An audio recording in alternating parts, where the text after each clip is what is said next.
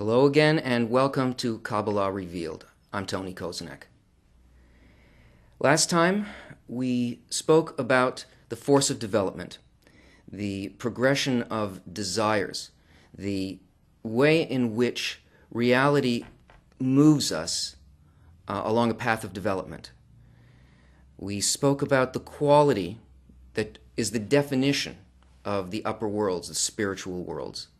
The quality that is the definition of the physical world, and what it is about the way that we perceive that makes the spiritual worlds the greater reality hidden from us. We looked at the progression of desires. We saw that there were 4 categories of desires that are considered physical, and that because of the thought of creation, which is to create a creature and to bring that creature to unbounded delight, it must progress by means of what the creature finds delightful. And so all expression of development from the thought of creation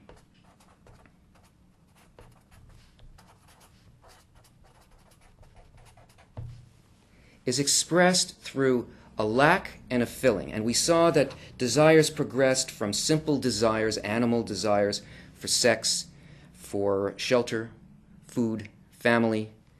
And when that was filled, we moved on to a greater desire, which is a desire for wealth, which is an accumulation of the first one. And when that feels empty to us because we are still feeling something driving us, something that's pushing us ahead, something that's pulling us forward, we feel that thing as a kind of a taste, as something that we must have, and we move towards it. And once we have it, we can't taste it anymore. But this is the force of development moving us on. And from wealth, we move on to fame, power. Once we fill that, we're moved on by our emptiness into knowledge. And then once we find knowledge empty, we find ourselves in a confusing situation in which nothing from this world can satisfy us. And if you recall, it's at that point at which a completely new level of development becomes accessible to us.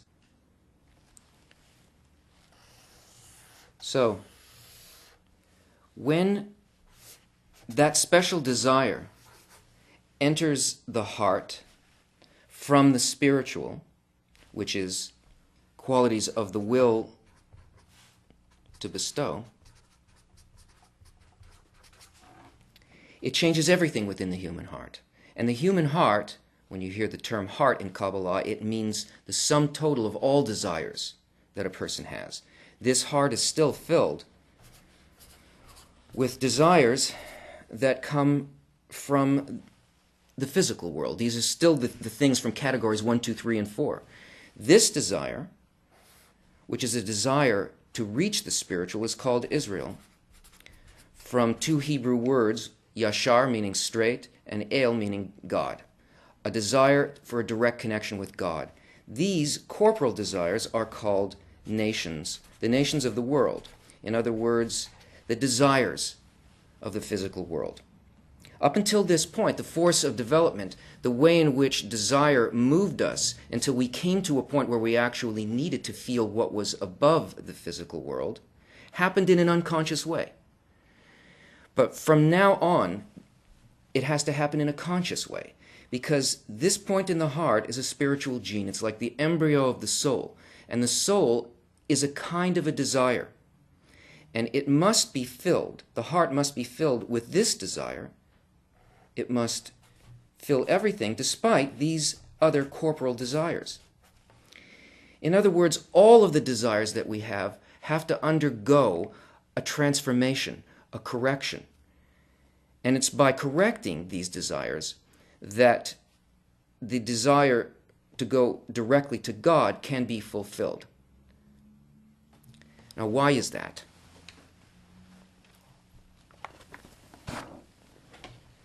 In our original state, at the root of our soul, we were connected to the Creator as the creator and the creature. In fact, these are the only two things that exist in creation, the creator and the creature. And here we were adhered to the creator as one being, as one unified creature. But because of the thought of creation, which is to create a creature and fill it with delight, that was only the starting point. It was the beginning of a system. And this quality of the creature, which is the will to receive, started to expand purposely. And as a result of the expansion of this quality, of this desire to receive for myself alone, a greater diversity in quality started to grow between the quality of the creator, which is bestowal, and the quality of the creature, which is reception. And as this egoistic intention expanded, the first creature, the whole creature, the collective soul called Adam Harishon,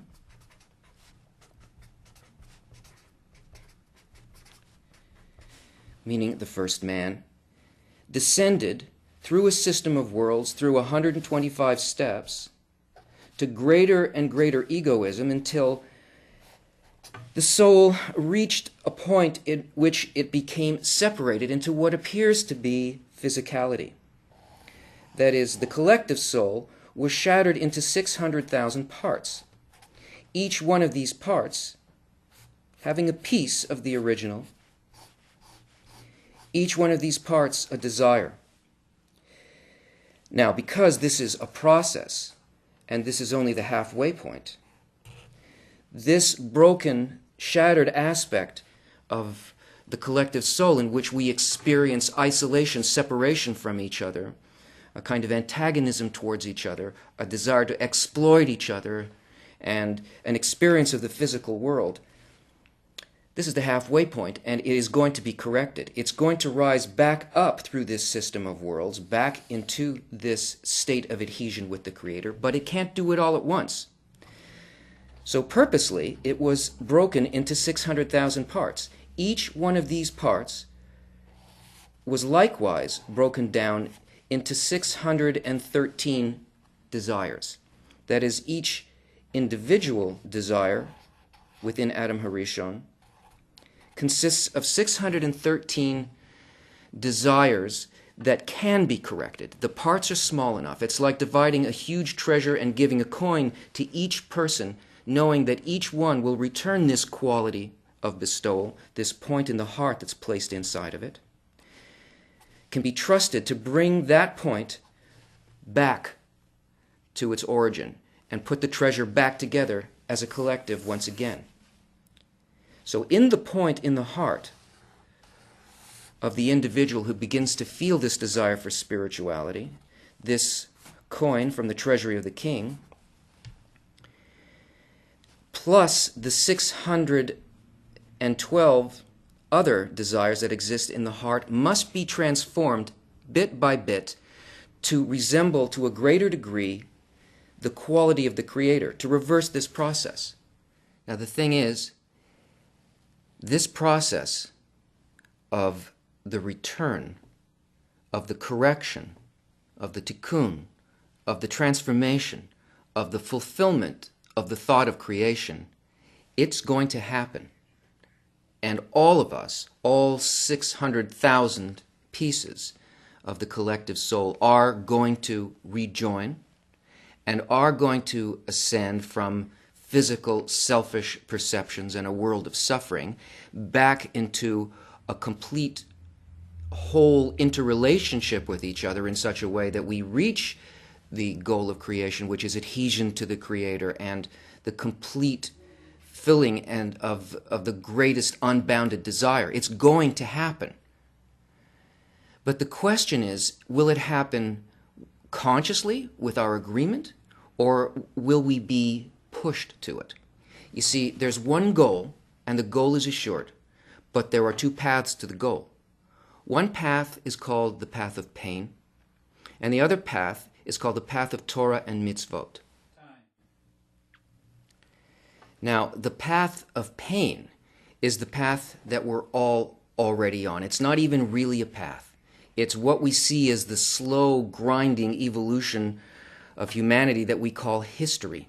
It is a kind of clinging to our physical way of perceiving, to the characteristic that we really need to transform.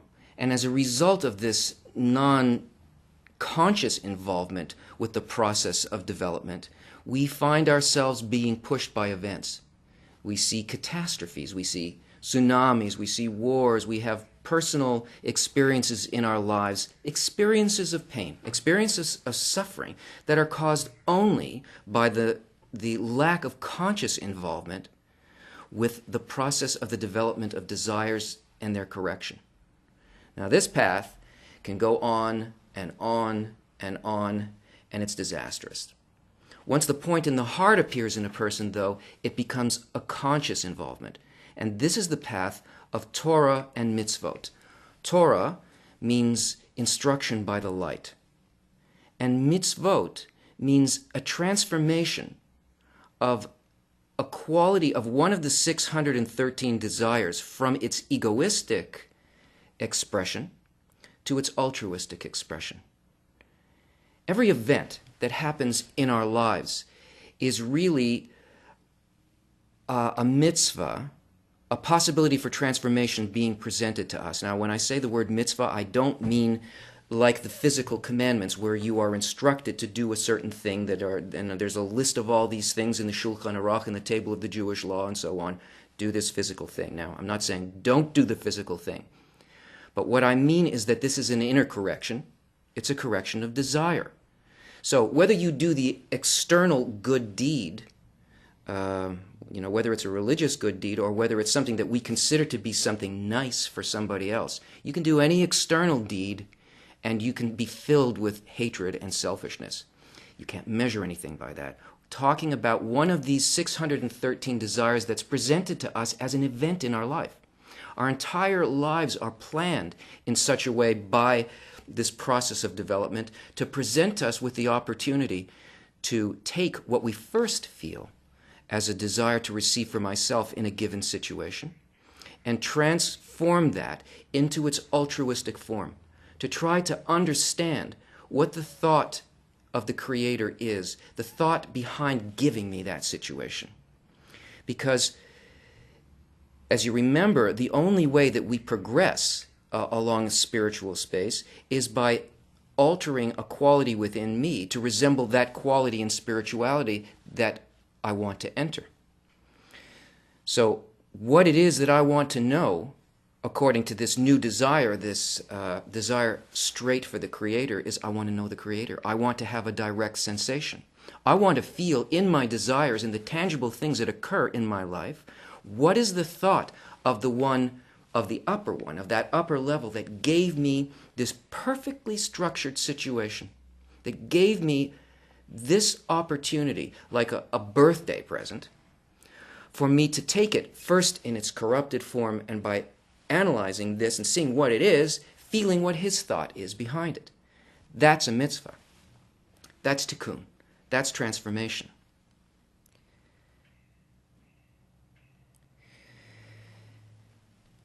These 125 states by which we descended from our connection to the complete reality down into our separated status as individual people and desires, these 125 steps are also completely encompassed by these 613 mitzvot. So that the correction of these transformations will bring the individual all the way back up the ladder.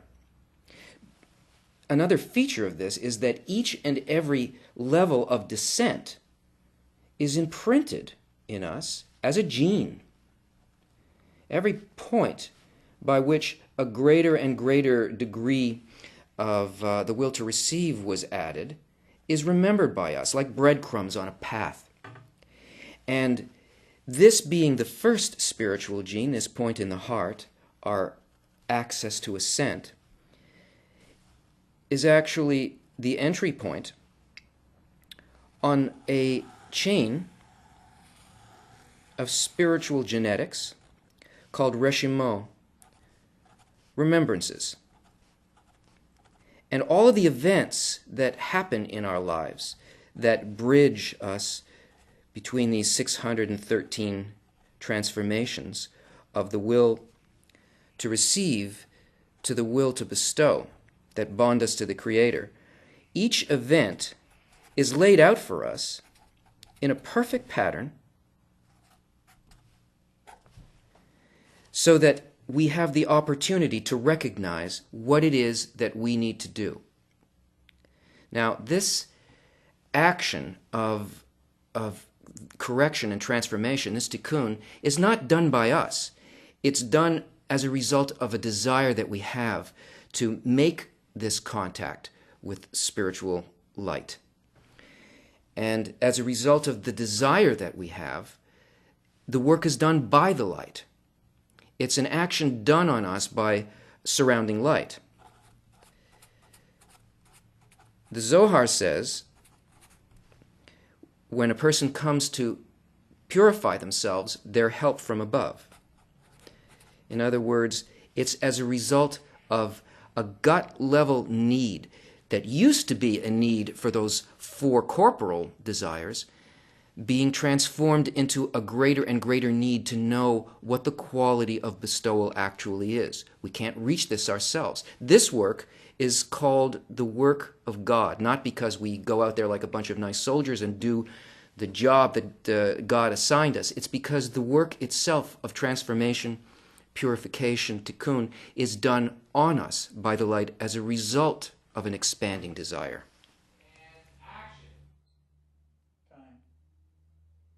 But don't be confused by the word light. Don't think of it as a physical thing. Remember that the quality of the spiritual world is a quality of attributes. It's a quality of intention, feeling states. And if you want to feel the contrast between your intention and the intention of the light, then you can't simply have a desire and have it filled directly by some kind of pleasure the way that we do that in the physical world.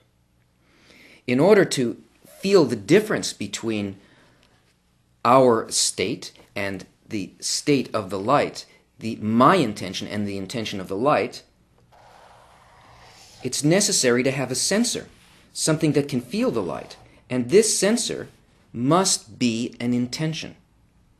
It's called a screen. This is what we referred to in our last show as the additional sense, the sixth sense. Now, this screen acts as a resonator, a contrast point between the desire that sends this which is given by the light, and rather than having it just go directly in, it hits this screen and it causes a sensation of difference between the intention here and the intention here. And this screen, or masach, this is the tool. This is the way in which we can turn the will to receive, which is our matter, and the only tool that we have to work with, into something very different. We can begin to feel and receive the light only according to an intention that matches the intention of the spiritual world. Now, we'll deal with this more later. But what happens when this can actually occur, when the feeling in here and the intention in the screen is the same as the intention in the light? This is called a corrected desire. And this contrast creates a need in us, the right need, a particular need. It builds a lack in a particular direction. It makes us want to feel what we don't have, and that is the sensation of the light, the thought, the intention behind the light. And it moves us in the intended direction of greater and greater correction. Every time that a desire moves in transformation from its corrupted form into its perfected form, a transformation from its will to receive to the will to bestow, this puts us in touch with eternity. It connects us more and more to the thought behind the entire process. And not only does it do that for this one particular desire and for one individual, but as a result of the connection and the interconnection in Adam HaRishon, that part of person number one, that desire within person number one, like a hologram, becomes corrected in each one of the other desires and reconnects them to each other. So it raises not only the person who does the correction, but their entire world, so that our perception of our reality, the reason that things happen, the thought behind it, whether or not good and bad things are occurring, this changes. A person can feel the total goodness behind the guidance of the entire system and is no longer fooled by physical ideas of what's good and evil. This perception of the love behind the process is really what enlightenment is. Now we see good and bad events surrounding us, things that we want to happen and things that we feel should not happen. And this sense that we do something right or we do something wrong, that we make a certain act and we're punished for it, that there is a good force and a bad force in reality, this is not reality. This is the way that it appears to the will to receive. And enlightenment means that we can see, despite anything that appears to us, what the real unifying thought is behind that. Join us next time when we look at the force of development, the reason for suffering, and how we can rise above that.